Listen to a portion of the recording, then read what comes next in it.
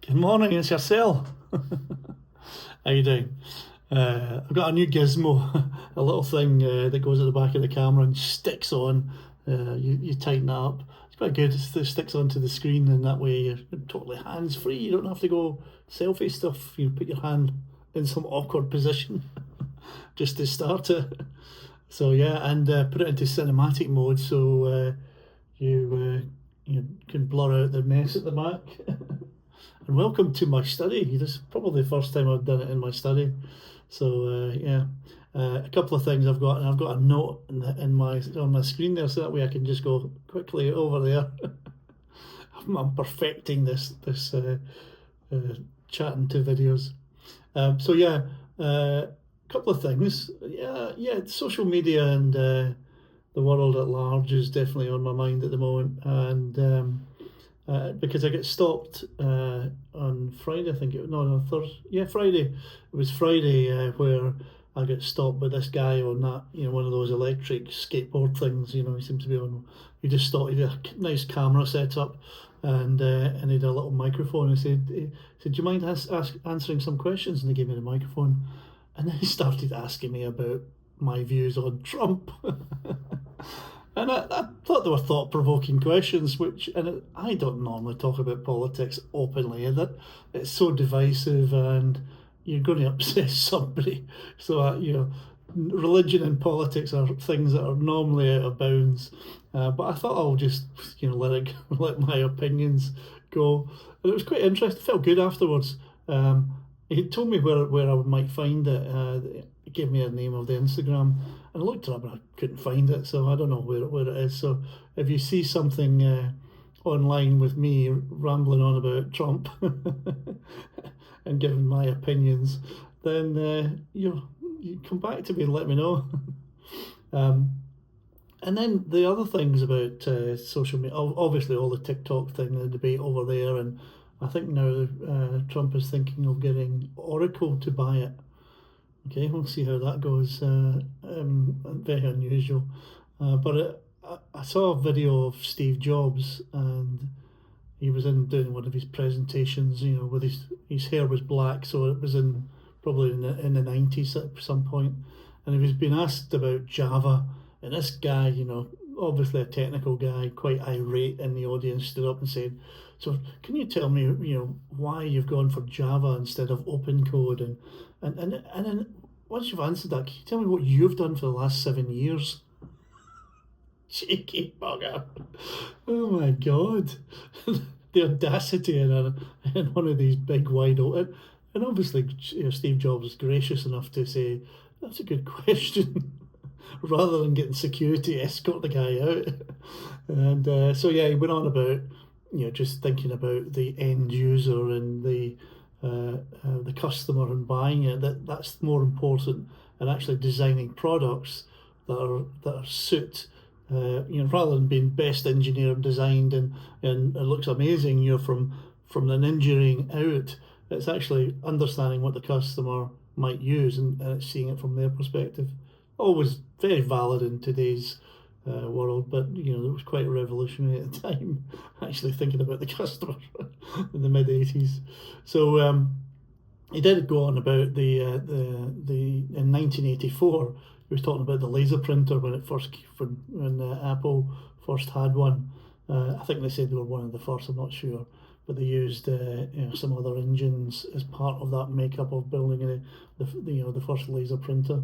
And yeah, and they were saying, well, and that could be used. You just printed out something and you went to the somebody and said, "Can you use that?" Yeah, that's brilliant, and immediately they got it. But the engineering behind it was very intricate, so it's a good example.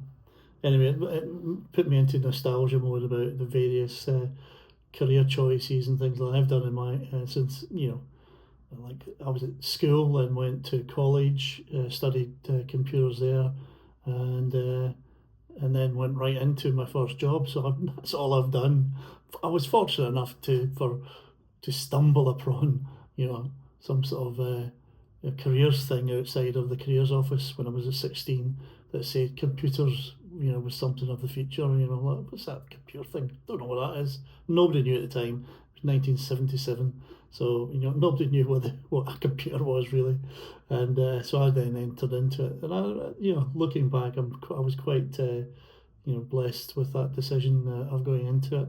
Because I was like a council house, low working class area, family of six.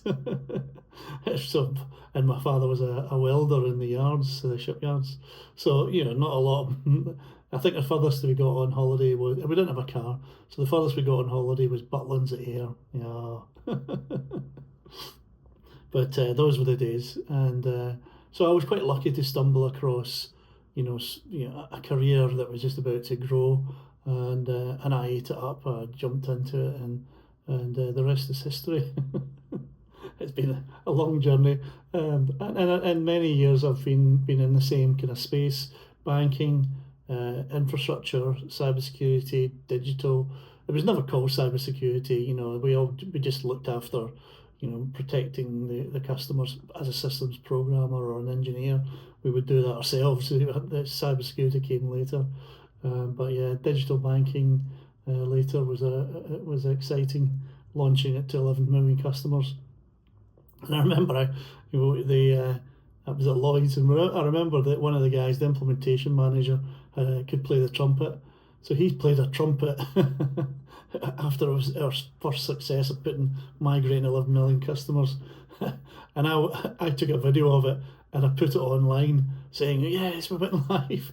And I immediately got, some of the social media folks coming back to me saying, can you remove that? So they didn't want it to. It was getting so many hits. It was getting more hits than the website. But no, it was. Yeah, I took it down very quickly, obviously. But yeah, social media journey has been interesting. Now, the last night, I had a look at. I've been hearing about Lola Young. Now, don't you? Probably everybody knows about Lola Young by now. I heard about her before. I think Apple Music gave me a new single. Go and listen to this, and I thought, wow, that was impressive. A lot of swearing in it, but it started to evolve, and apparently, she ended up being on Jimmy Fallon's show, and I get clips of that every now and then. And she's from the UK. She went to Brit school. You could tell by her mannerisms and her voice, high quality. And she's managed by Amy Winehouse's manager. And she won a CBBC, competition when she was about 14. So no such thing as overnight success. She's worked hard to get to where she is. But all of a sudden, Sophia Richie, Lionel Richie's daughter, decided to do a dance on TikTok of it. And it wasn't much of a dance. It was more of a sway with her friend, and I think it was only about 15 seconds or something, not much, and it went viral. Apparently, it just went everywhere. So it's a bit, and obviously she's now on Jimmy Fallon's show. So the boost that little, 30-second thing had on her, selling that, and actually her career now was pretty darn significant. I'm sure she would get there eventually, but overnight success, absolutely. And the other one I watched was a reaction video.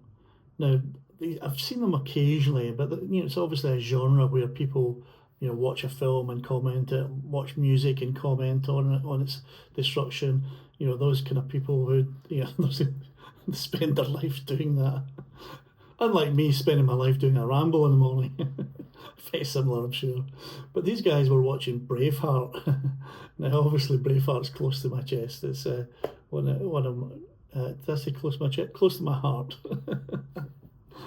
and these guys are kind of like Joe Rogan type characters, and they were, in their probably late 40s or something, real American men, you can imagine them saying, make America great and all that again.